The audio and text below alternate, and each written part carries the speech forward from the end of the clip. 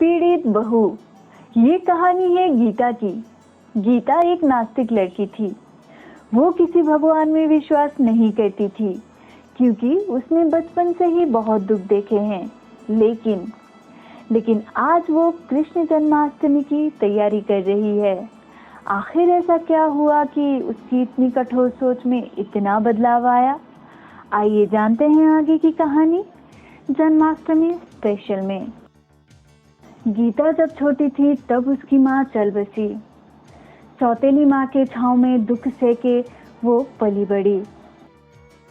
सारा दिन जब देखो खेलती ही रहती है। घर का काम कौन करेगा? हाँ, तेरी माँ। महारानी को बस आराम चाहिए। मेरी माँ तो आपकी कितनी बड़ी भक्त थी ना कान्हा जी। फिर आपने ये सब कुछ कैसे होने दिया हमारे साथ? मैं अब आपसे कभी बात नहीं करूंगी। गीता के पिताजी अक्सर बीमार रहने से घर का खर्चा मुश्किल से चलता था। नतीजा, गीता की पढ़ाई भी बीच में रुक जाती है। ऐसे ही सालों बीतते हैं और एक दिन गीता की शादी एक मध्यम वर्ग परिवार में हो जाती है। गीता बहुत खुश थी। उसको पति और परिवार से ढेर सारा प्यार मिलता है जिसके लिए वो बचपन से ही तरसती आई है।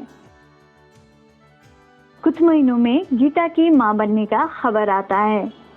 घर में खुशी का माहौल था, पर खुशी ज्यादा दिन नहीं टिक पाती। गीता का बच्चा खराब हो जाता है। ऐसे ही सालों बीतने लगते हैं, पर गीता का बच्चा पेट में आते ही खराब हो जाता है। बहुत सारे हॉस्पिटल गए, डॉक्टर को दिखाए, पर कहीं कुछ नहीं हुआ। अब किसी और डॉक्टरी तरीके से बच्चे बनाने की प्रोसेस के लिए उन लोगों के पास उतना सारा पैसा नहीं था।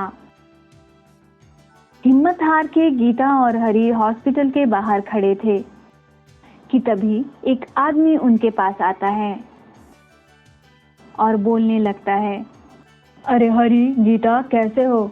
माफ करना शादी में नहीं आ पाए। हरी, मैं तुम्हारी माँ की सहेली का पति हूँ। तुम दोनों के बारे में सुन के बुरा लगा, ख्याल रखना अपना। वो लोग काफी देर तक बातें करते हैं और तभी, मैं बच्चों के लिए एक छोटा सा अनाथ आश्रम चलाता हूँ और उसी काम के सिलसिले में मैं यहाँ इस हॉस्पिटल में आया था और देखो, तुम लोगों से मिलना हो गया मेरा। चलो तुम लोग भी मेरे साथ अनाथ आश्रम पे। ज्यादा मत सोचो, बच्चों को देखोगे तो मन हल्का होगा तुम लोगों का। चलो मेरे साथ। गीता और हरी उस इंसान को मना नहीं कर पाते और उसके साथ अनाथालय चले जाते हैं। वहां बहुत सारे बच्चे गार्डन में खेल रहे थे। बच्चों को खेलता देख वो दोनों बच्चों में ही गुम हो जाते हैं। अंदर बच्चा जोर जोर से रो रहा था। जैसे गीता उस बच्चे के पास जाती है, बच्चा चुप हो जाता है। ये देख सब हैरान हो जाते हैं। लगता है बच्चे को आप में माँ का रूप नजर आया हो।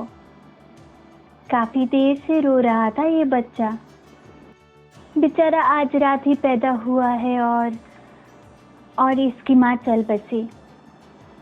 अभी थोड़ी देर पहले ही इसे लाए हैं हॉस्पिटल से। गीता को उस बच्चे में उसकी और उसकी माँ की यादें आने लगती हैं। उससे रहा नहीं जाता और वो हरी से बात करके बच्चा अडॉप्ट करने का फैसला करती है। जब हरी और गीता उस इंसान को थैंक यू बोलने के लिए जाते हैं जिनके साथ वो आश्रम आए थे, वो इंसान उन्हें कहीं नहीं मिलता।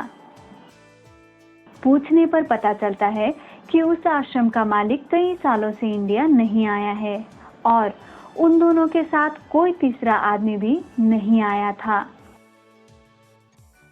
इत्तेफाक से वो दिन जन्माष्टमी का था। गीता को सब समझ में आ जाता है कैसे उसकी माँ की भक्ति आज उसकी शक्ति बन के उसके सामने एक बच्चे के रूप में आई है।